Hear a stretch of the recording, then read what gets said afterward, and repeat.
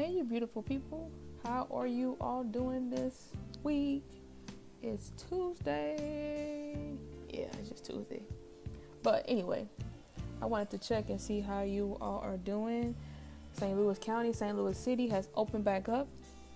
The nail shops, the malls, some of the restaurants. Will you all be going out and participating, or are you going to wait a little bit? Me, I'm going to wait a little bit. I had this appointment to get my hair retwisted yesterday, Monday, and I was like, yeah, let me push that back a little bit because I want to see how this first wave goes and how businesses handle all that. So hit me up in the comments and let me know how you feeling about things opening back up and trying to return to the new normal. And yeah, so today I got on to talk about who is one of my favorite people that I've been talking about. If you've been following me, I'm sure you know the answer. So here's the test. Who is it? I'm going to give you a few seconds. Time's up. Yes, Alicia Keys. I wanted to come back and talk about her book. I finished her book, y'all, and man, it is amazing. Let me show it to y'all again. Alicia Keys, More Myself. I got this on Amazon. I actually pre-ordered and it took a minute to get here. I think it was like over a year that it took it to actually get to me.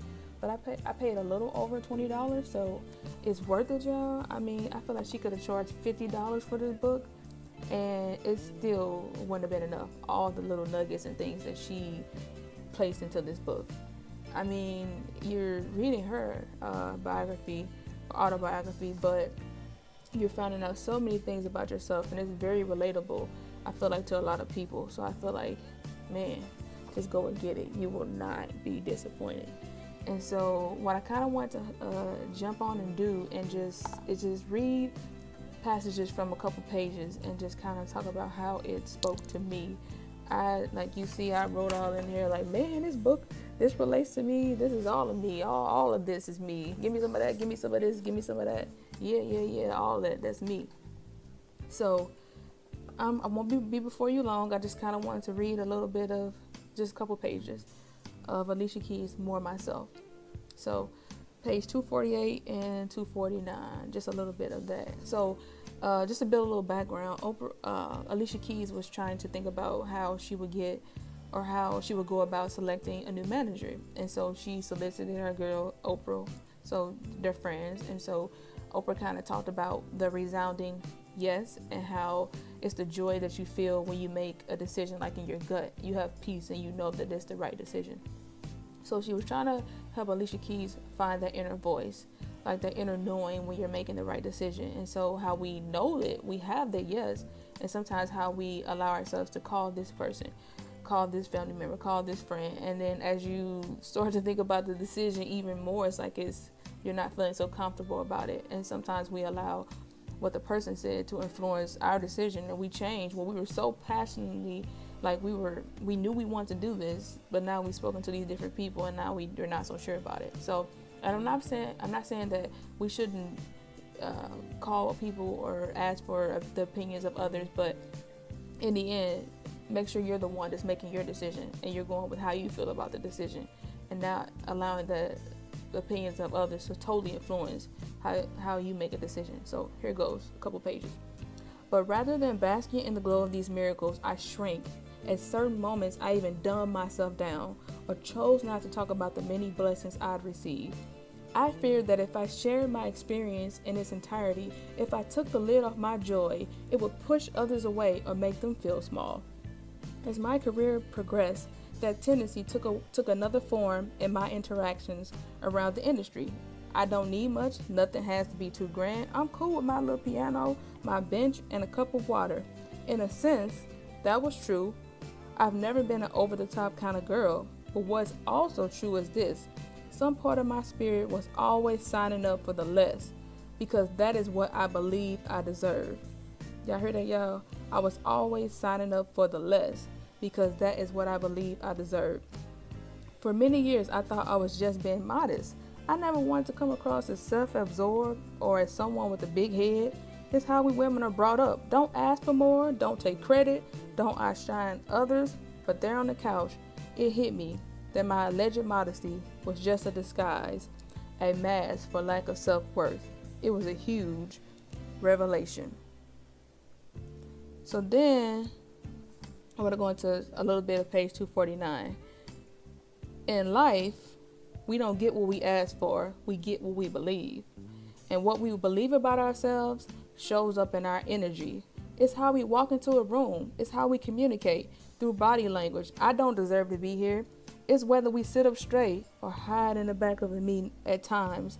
My own energy has been saying, I'm cool with the bare minimum. Don't give me more. Without knowing it, I stunted my growth because I was scared to be magnificent and doubtful that I was.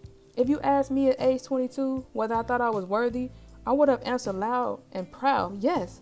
But it's possible to declare a woman's worth and yet not fully know your own. I'm going to say that again. It's possible to declare a woman's worth and yet not fully know your own. It's possible to say you want a grand life, but then continue to play small. Wow, I'm going to say that again.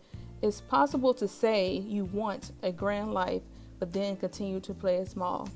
In many ways, I have played big. I've embraced experiences I never dreamed of. And I've risen to some enormous moments. But there's still more I can do, other ways for me to grow. And as I keep relearning, it's okay to own a desire for more. In fact, it's how we honor those who paved the way for our place at the table. You don't want modesty, Maya Angelou once said. You want humility. Humility comes from the inside out. It says, someone was here before me, and I'm here because I paved the way for it. I have something to do, and I will do that because I'm paying for someone else who has yet to come. When we dim our light, we don't do anyone a favor. It's a disservice, because when you're in the presence of someone who knows his or her worth, like the extraordinary Maya did, you want to shine brighter. Self-honoring energy is contagious. Wow, y'all. That was deep. That was amazing. It's just that, to sum it all up, I just feel like Alicia Keys is saying that she used to dumb herself down, say like what she was fine with the bare minimum. She would never speak up because, like, as women, we're taught to, you don't want to be like seem like you're too outspoken. You want to be reserved and stuff like that. And especially speaking as a black woman, you don't want to come across as bossy and stuff like that, because sometimes we're perceived as that anyway. So she dumped herself down, just speak up for herself, and did the bare minimum and stuff like that. And so that is like a disguise for lack of self-worth. It's like you're feeling you're not worthy of these things, these great things and awesome things to happen to you. And we dumb ourselves down because we don't want to make other people feel uncomfortable. But that's on them if they feel uncomfortable. You have nothing to do about that. That's some insecurities they have within themselves. So continue to shine your light, continue to be great, and don't worry about who is uncomfortable. They have to ask themselves, why does another person being great, another person being amazing and showing how confident and they are within themselves, why should that make me feel uncomfortable and disturb my peace? They have to ask themselves that. You are fearfully and wonderfully made. You're amazing. You're awesome. Continue to shine your light, because when you shine your light, like she said, Maya Angelou, we are paving the way for others that are coming behind us. And so when other people see your energy, when you enter a room, stand up with your shoulders straight. Show the people that you deserve a seat at the table. Like, stand up and in their confidence. And because people need to feed off that energy, because when they see your energy, they're going to give you the same energy that you're giving them. And the people that don't, the people that are hating on you, don't worry about those people. So again, I just want to share that with you. Just know your self-worth. You are amazing. You are beautiful. Man, just keep shining your light. Keep shining it bright, because God gave you that light and you have a purpose. And don't dim your light for anyone. All right. You're amazing. You're beautiful. You're great. You're awesome. Just continue to do great things. Continue to go on this journey of self-discovery. Continue to reflect. Continue to be you. Continue to dream big. Don't minimize. Don't ever think that a dream is too big. Man, like, our God is so big. We cannot contain him in a box. And don't let anybody try to fit you into a box or into a category that makes them feel comfortable about themselves. All right? So be safe out there. If you do go out, wear your mask. Stay 6 feet away. If you're not feeling well, stay in the house. All right? Continue to be beautiful and amazing. I'll talk to y'all next week. All right.